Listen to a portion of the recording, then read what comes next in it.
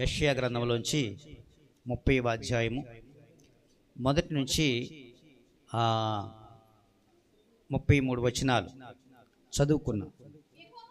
దానిలోంచే కొన్ని మాటలు మీతో పంచుకున్న కోరుతున్నాను. మొదటి వచనంలో ఏముందంటే, లోబడని పిల్లలకు శ్రమ. మీరు దేవుని ఆలోచించకుండా మీకుగా మీరు ఏదైనా నిర్ణయం తీసుకుంటే అది పాపము అంటున్నాడు. ఆ పాపం మనందరిలోనూ గూడు కట్టుకొని ఉంది అనే సత్యాన్ని ఈరోజు వివరించడానికి ఇష్టపడుతున్నాను. నేను ప్రతిదాన్ని కూడా మనము ఇల్లు ప్రారంభించుకునేటప్పుడు, ఇల్లు కట్టుకునేటప్పుడు ఎవరినో ఒకరిని పిలిచి మంచిదా చెడ్డదా అని చూసుకొని ఆ గృహాన్ని ప్రారంభిస్తాము. ఓపెనింగ్లు కూడా ఈరోజు మంచి రోజు అంటారా అని అడిగి ప్రారంభోత్సవం చేస్తుంటాము. కానీ ఇవన్నీ అడుగుతాము, కానీ దేవుణ్ణి మాత్రం అడగము. కనుక దేవుణ్ణి అడగకపోతే అది పాపమే అంటున్నాడు. ఈ వచనంలో మొట్టమొదటి వచనంలో దానిని కనుగొంటూ ఉన్నాం. మీరు పాపము చేస్తున్నారు. ఈ విషయంలో దేవుని అడగకుండుట పాపమే.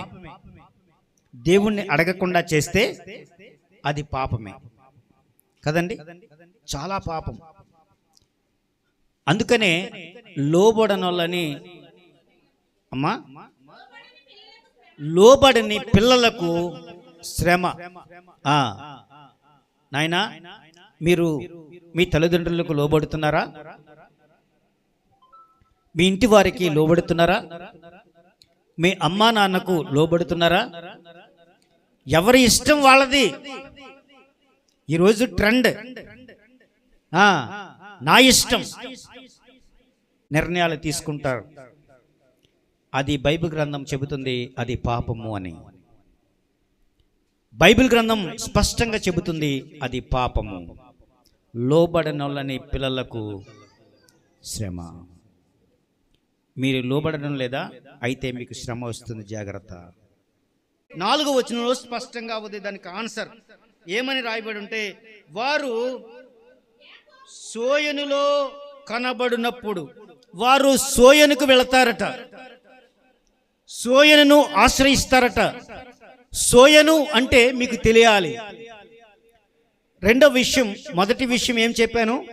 శ్రమ. రెండవ విషయం సోయను. ఆ సోయనులో ఏముంది అంటే, సోయనుకు మరొక పేరు టానిస్.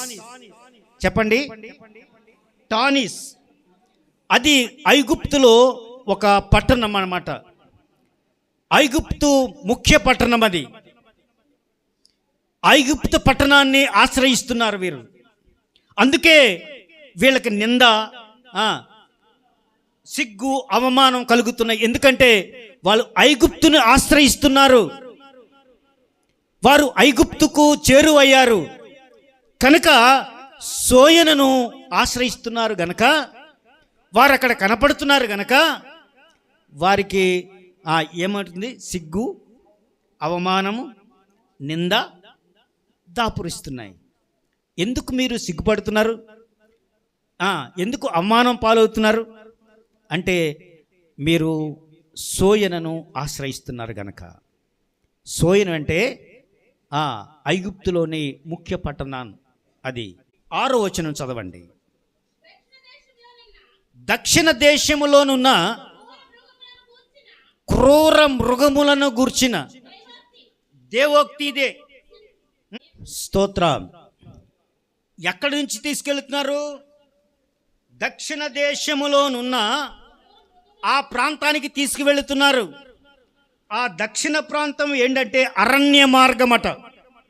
దక్షిణమున ఉన్నది అరణ్యము.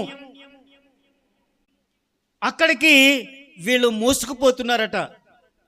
ఎందుకంటే ఐగుప్తు రాజులకు, అష్షూరు రాజులకు కప్పం కట్టడానికి వాళ్ళందరూ పోగేసి ఆ ధనము గాడిదల మీద వేసుకొని అక్కడికి పట్టుకెళ్తున్నారు. అవమానం కదా, సిగ్గు కదా. నువ్వు ఎవరిని ఆశ్రయిస్తున్నావు? దేవుణ్ణి ఆశ్రయించడం మానేసి ఐగుప్తును ఆశ్రయిస్తున్నావు నువ్వు. 7వ వచనం, ఐగుప్తు వలన సహాయము పనికి మాలినది. చూసారా, ఇక్కడ సోయను ఆశ్రయించారు. దక్షిణ ప్రాంతంలో ఉన్నటువంటి అరణ్య మార్గమున ఐగుప్తును ఆశ్రయించారు. వారికి కప్పం కట్టడానికి పోగేసిన ధనము ఇశ్రాయేలు ప్రజలే మోసుకొని పోతున్నారు.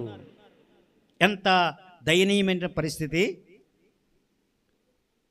మీరు ఆశ్రయించ యెరూషలేమును ఆశ్రయించాలి, మీరు సియోనును ఆశ్రయించాల్సిన వారు మీరు. కానీ ఎక్కడికి వెళుతున్నారు? దేవుణ్ణి ఆశ్రయించడం మానేసి ఎక్కడెక్కడో ఉన్నటువంటి దేనిని ఆశ్రయిస్తున్నారు? ఐగుప్తును ఆశ్రయిస్తున్నారు. ఐగుప్తులో ఏముంది? మొలేకు దేవత ఉంది. మొలేకు దేవత అక్కడ తిష్ట వేసుకొని ఉంది. దానిని ఆశ్రయిస్తున్నారు వీరు. చాలా జాగ్రత్తగా ఈ రోజున వర్తమానం వినమని మీకు మనవి చేస్తున్నాను. అందుచేతను ఏమీయూ చేయకుండా ఊరకుండు గప్పాలమారి అని దానికి పేరు పెట్టబడును. గప్పాలమారి అంటే గప్పాలమారి డబ్బాలు కొట్టుకునే వ్యక్తి, తనకు తానుగా డబ్బాలు కొట్టుకుంటుంది. గప్పాలమారి అని పేరు. దానికి పర్యాయ పదం బైబిల్లో ఏం చెప్పబడిందంటే రాక్షసి. గప్పాలమారికి దేనికి ఏం పేరట? రాక్షసి. కోతి చేష్టలు అన్నీ చేస్తుందట. అది రాక్షసిలాగా ఊరి మీద పడి తిరుగుతుంది. ఎవరి మీద పడితే వారి మీద పడిపోద్ది. అమ్మ బాబో ఇది రాక్షసరా అంటారు కదా, అదన్నమాట. గప్పాలమారికి పేరు ఏం పేరు? రాక్షసి, కోతి. అందుచేతను ఏమీ చేయక ఊరకుండు గప్పాలమారి అని దానికి పేరు పెట్టబడును. ఏమీ చేశాను? శ్రమ, సోయాను, ఇంకా గప్పాలమారి. 9వ వచనం, వారు తిరగబడు జనులు, అబద్ధమాడు పిల్లలు, యెహోవా ధర్మశాస్త్రము వినరు. వీళ్ళకి తిరుగుబాటుదారులు అన్నమాట. తిరుగుబాటుదారులు ఎదురు చెప్తారు. ఎవరి మాట వినరు, దేవుని మాట అసలే వినరు. తిరగబడు జనులు, అబద్ధమాడే పిల్లలు, నోరు తెరిస్తే అబద్ధాలే, ధర్మశాస్త్రము వినరు, దేవుని మాటలు అసహ్యం వాళ్ళకి. అటువంటి వారు మీ మధ్య ఉన్నారు. Be careful.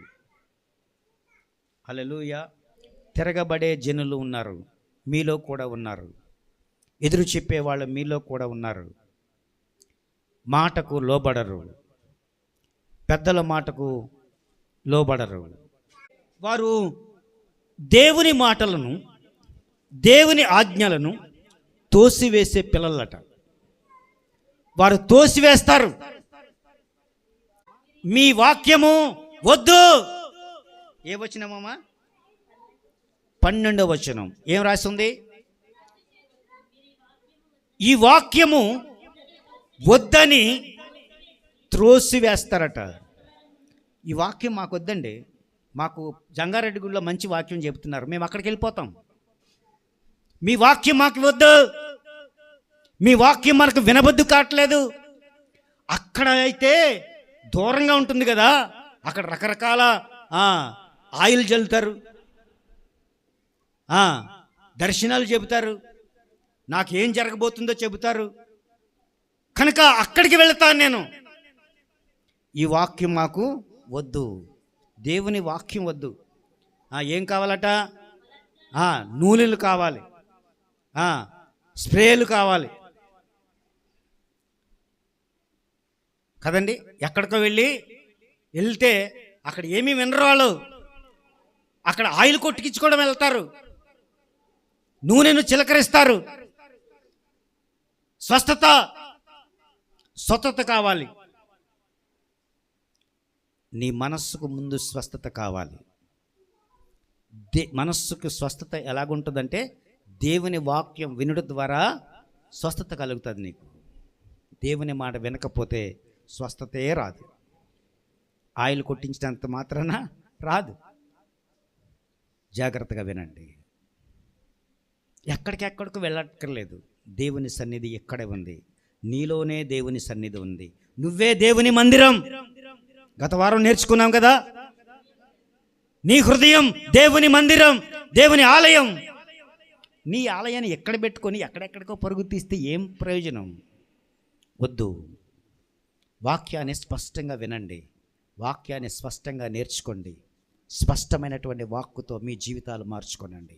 21వ వచనమా, మీరు కుడి తట్టు అయినను ఎడమ తట్టు అయినను తిరిగినను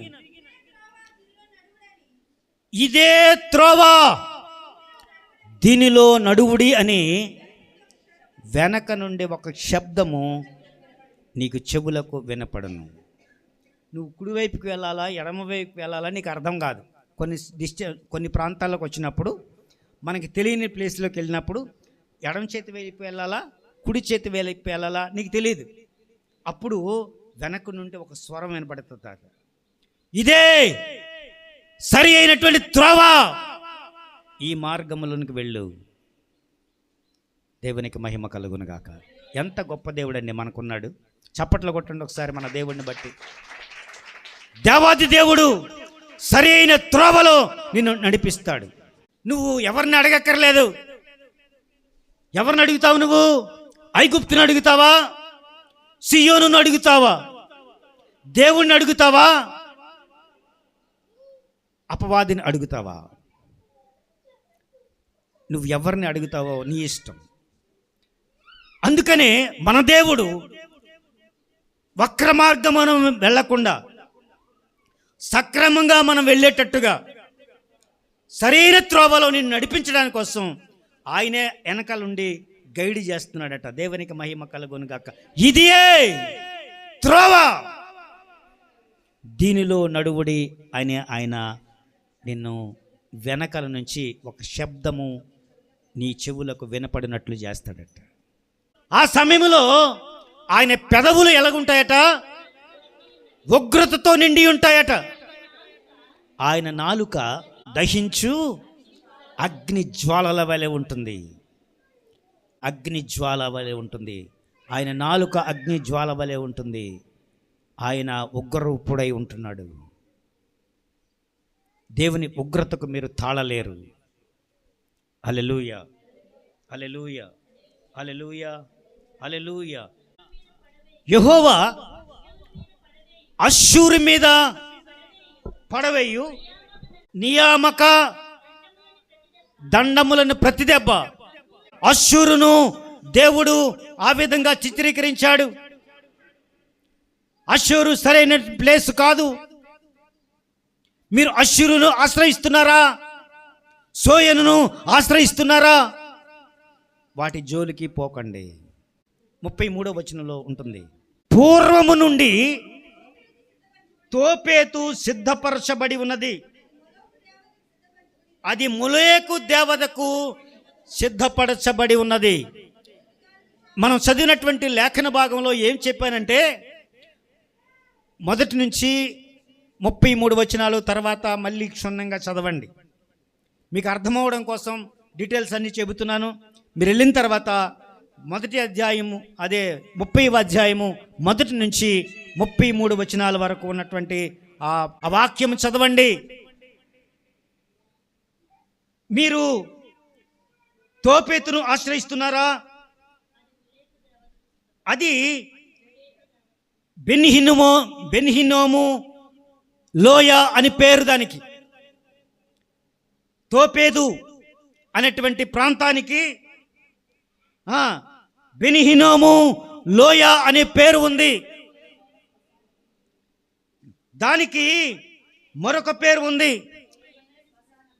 శ్మశాన్, డంపింగ్ యార్డ్, పారబడినటువంటి ప్లేస్. అది చెత్త కూడా అక్కడ పారేస్తారు. చెత్తను స్టోర్ చేసే ప్లేసు డంపింగ్ యార్డ్. అంటే ఊరి చివరిని ఎక్కడ ఉంటుంది, దానిని ఆశ్రయిస్తున్నావు నీవు. దానికి మరొక పేరు గెహన్నా. తోపేతుకు మరొక పేరు గెహన్నా. గెహన్నా అంటే ఇది గ్రీకు పదం. ఇది నరకానికి సూచించడానికి ఉపయోగపడే పదం. అది నరకాగ్నికి ప్రతీక గెహన్నా అంటే. అంటే గెహన్నా అంటే నరకం, నరకానికి సూచించేటువంటి పదానం, పర్యాయ పదం గెహన్నా. చాలా జాగ్రత్తగా వినండి, అది నరకం. నరకానికి పోవడం నీకు ఇష్టమా? చెప్పండి సోదరులరా, నరకానికి పోవడం ఇష్టమా కాదా? నరకానికి పోయేలు కూడా ఇష్టం ఉన్నారు చాలామంది. ఎందుకో తెలుసా? అక్కడ సాతానిక్ వర్షిప్ సెంటర్లు వెలిసాయి. సాతానిక్ వర్షిప్ సెంటర్లు ప్రారంభమైనాయి. అక్కడ సాతానును పూజిస్తారు. దానికి చాలా మంచి ఒక లెవెల్స్ ఉన్నటువంటి బిడ్డలందరూ కూడా కారుల్లో లేకపోతే పెద్ద పెద్ద బళ్ళల్లో అక్కడికి వెళ్తుంటారు. అది సాతానిక్ వర్షిప్ సెంటర్. అది నరకానికి తీసుకువెళ్ళేటువంటి మార్గం. దానికి ఎగబడిపోతున్నారు. ఈ రోజున టాటూలు వేయించుకుంటారు చాలామంది కదండి, ఒంటి నిండా టాటూలే. ఆ టాటూలు కనపడడానికి ఏం చేస్తారు? షర్ట్ వేసుకోరు, ఎందుకంటే టాటూలు కనపడాలి కదా. ఇక్కడ చేతి మీద టాటూ ఉందనుకో, అది కనపడాలంటే ఇక్కడ దాకా బనియలు వేసుకోవాలి. ఒకళ్ళు ఒంటి మీద వేసుకుంటే బనియన్ తీసేయాలి. తొడలకి కాళ్ళకి టాటూలు, విపరీతమైన టాటూలు. అది వాళ్ళ ఫ్యాషన్. వాళ్ళ విచిత్రమైనటువంటి మనుషులు. నరకానికి మార్గం చూసుకునేటువంటి వాళ్ళు. తెలియక చేస్తే తప్పే కాదు, కానీ తెలిసి చేస్తున్నటువంటి తప్పు అది. వారు తెలిసి చేస్తున్నటువంటి తప్పు అది. చాలా జాగ్రత్తగా వినండి, ఇలాంటి వారు మన మధ్య ఉన్నారు. ఇప్పుడు కథ ప్రారంభమవుతుంది. అబ్బా, ఎంతవరకు ఇంట్రడక్షన్ చెప్పాను. ఇక్కడే ఉన్నాడు, చీల్చుకొని చూపించండి. దేవుడు ఎక్కడున్నాడమ్మా? హృదయంలో ఉన్నాడు. ఎక్కడికి పరిగెట్టాలి? ఎక్కడికి పరిగెట్టాలి? హృదయం దగ్గరికి పరిగెట్టాలి.